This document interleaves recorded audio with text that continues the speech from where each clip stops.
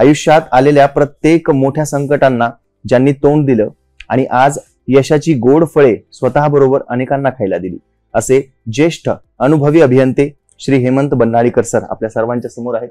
Sir, आपलं या ठिकाणी मनापासून स्वागत करतो. धन्यवाद. नमस्कार. सरांनी लातूर येथून शिक्षण पूर्ण केलं आणि 35 वर्षाच्या या अनुभवामध्ये 1000 पेक्षाही जास्त प्रोजेक्ट्स सरांनी केली, ज्यामध्ये काही रेसिडेन्शियल, काही एज्युकेशनल, काही कमर्शियल प्रोजेक्ट्स आहेत. आणि सरांचे आज सध्या 8 मोठी प्रोजेक्ट्स सुरू आहेत. तर सर, आतापर्यंतचा तुमचा प्रवास कसा होता हे आपण सर्वांना सांगायचं. तर मी जवळपास माझं जे एज्युकेशन आहे ते इंजिनिअरिंग 1988 मध्ये केलं मी पूर्ण. Yes yes. म्हणजे जवळपास माझ्या याला 35 वर्ष झालेले. Yes yes. तर त्या काळामध्ये म्हणजे लोकांमध्ये अवेअरनेसच नव्हता. म्हणजे इंजिनिअरिंग किंवा कोणत्याही बिल्डिंगला असो किंवा कोणत्याही बांधकामासाठी इंजिनियर लावणं हे म्हणजे लोकांना मूर्खपणा वाटायचा किंवा नको वाटायचं. Yes yes.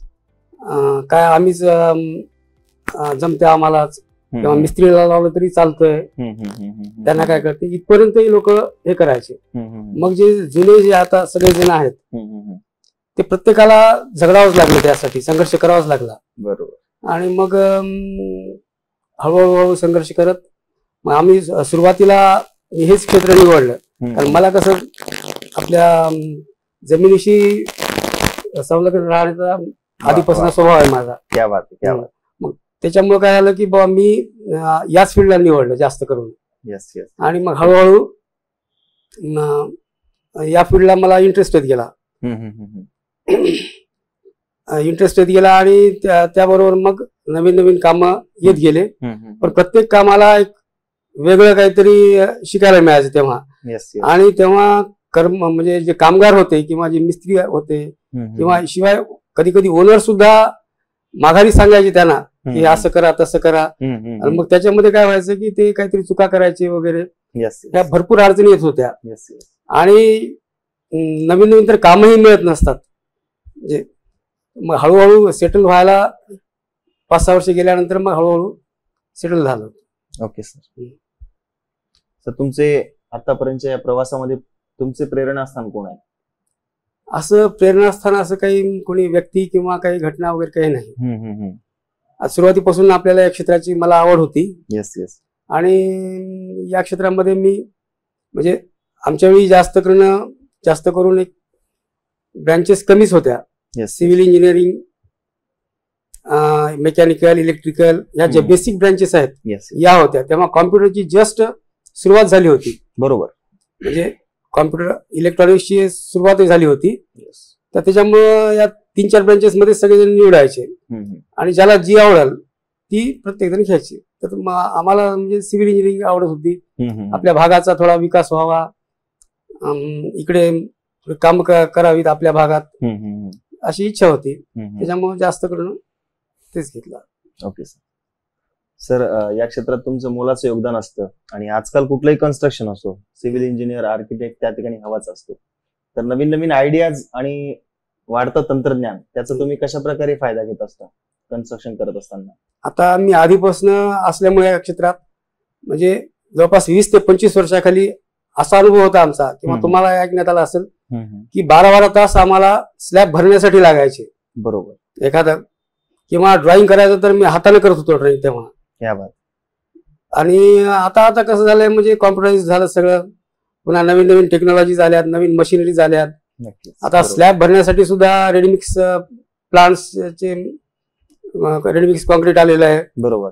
पुन्हा स्टील बाइंडिंग कटिंग साठी सगळं मशिनरी झालेल्या आहेत. आणि तेव्हा सगळं जो मिस्त्री आहे तो छन्नी, हातोडा, घन याच्याने तोडत होता. म्हणजे सगळ्या गोष्टी कसं आधी म्हणजे सगळ्या टीडीएस होत्या सगळ्या. Yes yes yes. आणि आता कसं झालं, सोपं झालं सगळं. त्याच्यामुळं फास्टनेस सुद्धा झाला कामांमध्ये आणि अॅक्युरेसी आली मुख्य म्हणजे. बरोबर. म्हणजे तेव्हा टेपनं मोजावं लागायचा, सर्वे करताना टेपनं करावं लागायचा, चेननं करावं लागायचा. बरोबर. आता सगळं लेटेस्ट सगळे इन्स्ट्रुमेंट्स आलेले.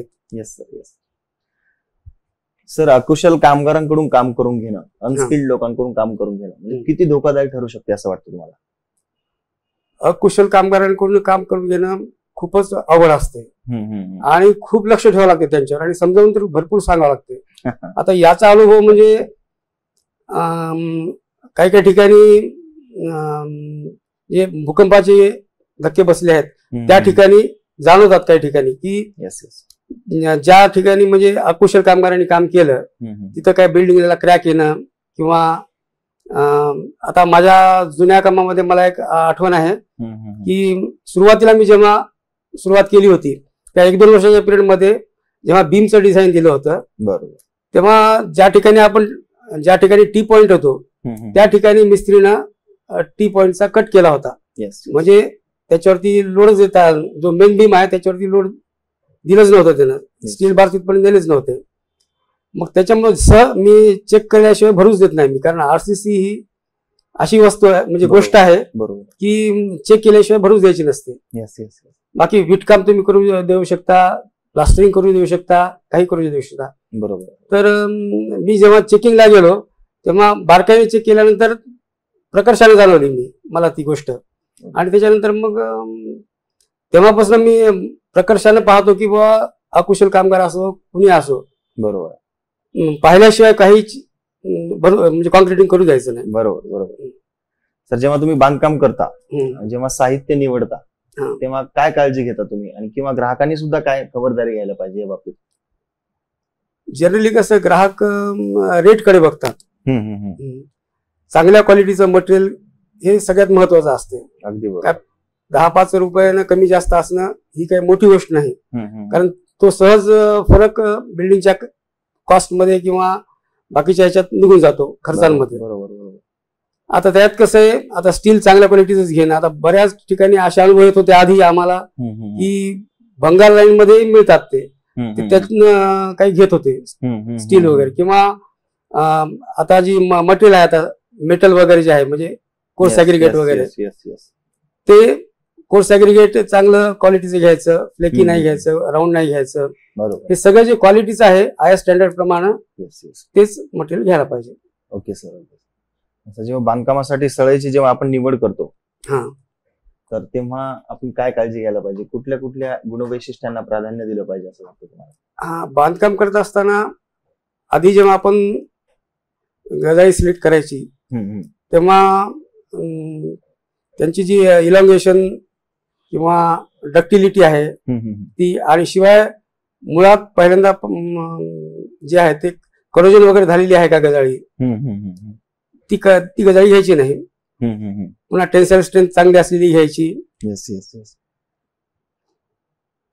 ओके ठीक आहे सर. सर कुठल्याही कन्स्ट्रक्शनचं आयुष्य वाढण्यासाठी म्हणजे लॉंग लाईफ साठी जे काही रचना अगोदर करतो आपण किंवा जो काही आराखडा आधी काढतो, लेआउट ज्याला आपण म्हणतो, तर तो किती महत्वाचा आहे आपण दर्शकांना सांगायचं? हा सगळ्यात चांगला प्रश्न आहे. सगळ्यात महत्वाचा म्हणजे आधी आराखडा करणं किंवा रचना करणं, जी काही असेल म्हणजे प्लॅन म्हणा त्याला, किंवा आता आम्ही त्या गोष्टीला पर्ट आणि सीपीएम जे आहे प्रोग्राम इव्हॅल्युएशन रिव्ह्यू टेक्निक किंवा क्रिटिकल पाथ मेथड ही ज्या पद्धतीने जायला पाहिजे त्या पद्धतीने जाणं, किंवा त्या प्लॅनला कसं एक्झिक्यूट करायचं ते पाहणं. आधी सुरुवातीपासून म्हणजे तुम्हाला प्लॉट घेण्यापासून त्याच्यावर विचार करावा लागेल की चांगल्या ठिकाणचा प्लॉट आहे का, जिथं मुरुम आहे चांगला बरोबर तो, पुन्हा शिवाय वास्तुशास्त्र प्रमाणे पाहावं लागेल बरोबर. प्लॉट घेत असताना या सगळ्या गोष्टीवरती लक्ष द्यावं लागतं. Okay okay sir. सर्वसामान्य लोकांचं स्वप्न असतं म्हणजे कमी खर्चामध्ये उत्तम दर्जेदार घर बनावं, तर अशा सिच्युएशन मध्ये तुम्ही काय सांगताय, काय म्हणाल? कमी खर्चात घर होणं हे म्हणजे तसं म्हणणं बरोबर नाही. ते जी वस्तू ज्या घरासाठी जी किंमत लागणार आहे ती 100% लागणार बरोबर. त्याच्यात कमी करण्यात काही अर्थ नाही त्याच्यात, कारण कसं आहे कमी करणार म्हणजे तुम्ही काहीतरी कुठेतरी कॉम्प्रोमाइज करणार ती म्हणजे तो क्लायंट किंवा कोणी समजा बरोबर. तर त्यासाठी कसं एखाद्या वेळी तुम्ही खालचं जे हॉरिझॉन्टली जे आहेत 4 रूम करायच्या त्याच्याऐवजी 3च रूम करा, किंवा व्हर्टिकली जे जास्त 4 मजली 5 मजली त्याच्यापेक्षा 2 किंवा 3 मजलीमध्ये आटपायचं ते काम. बरोबर आहे बरोबर. सर तुमचे बरेच प्रोजेक्ट झालेत, अजून सुद्धा बरेच तुमचे प्रोजेक्ट सुरू आहेत. तर तुम्ही आयकॉन स्टीलचा वापर केलाय का? हो, केलेला आहे. ओके. हो. गुणवत्ता कशी वाटली? चांगली, छान आहे. कंपनीची सर्व्हिस? हो, एकदम चांगली आहे. सगळेजण सहकार्य करतात. Okay sir. ओके सर, तुमचा आतापर्यंतचा बेस्ट कोणता प्रोजेक्ट आहे, आयकॉनिक प्रोजेक्ट ज्याला आपण म्हणू, त्याबद्दल थोडक्यात सांगायचंय. आता तसे बरेच आहेत आता, पण आता जुन्यामध्ये काही कॉम्प्लेक्सेस केलेले आहेत मी, आनंदनगरला वगैरे.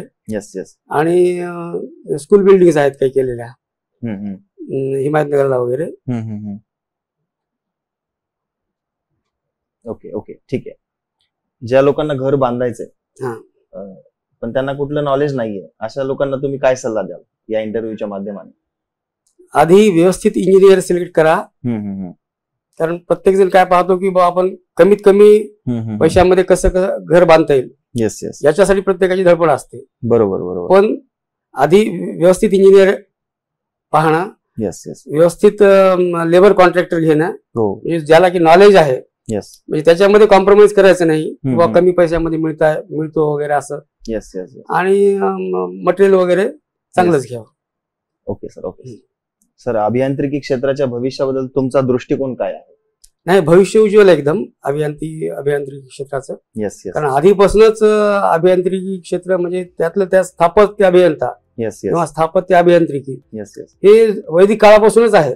Yes yes. कारण सुरुवातीपासूनच म्हणजे बिल्डिंग वगैरे होतातच. मध्यंतरी आपल्या छत्रपती शिवाजी महाराजांच्या रायगड जो बांधला त्यावेळी स्थापत्य अभियंते होतेच. आणि नंतर आपण 15 सप्टेंबरला जयंती साजरी करतो. त्यामुळं सतत हे क्षेत्र राहणारच आहे. जे नवीन अभियंते आहेत त्यांना काय सल्ला द्याल तुम्ही? नवीन अभियंत्यांनी धडपड करायला पाहिजे. चांगलं व्यवस्थित सगळ्या पूर्ण पुढच्या ह्याच्यासाठी पाहायचं नाही की बुवा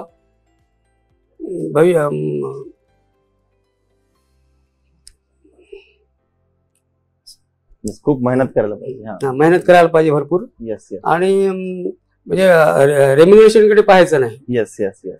नॉलेज घेण्याचा जास्तीत जास्त प्रयत्न करायचा. वा वा, नक्कीच सर. या सगळ्या तुमच्या सांगितलेल्या सगळ्या गोष्टी, सर्व आयडियाज, जे काही तुमचा एक्सपिरियन्स आहे, सर्वसामान्य लोकांना, नवीन अभियंत्यांना त्यांच्या जीवनामध्ये कामी पडणार आहे. आणि आपण वेळातला वेळ काढून या ठिकाणी आला त्याबद्दल आपले मनापासून धन्यवाद. Thank you so much. धन्यवाद. थँक्यू. थँक्स. ओके.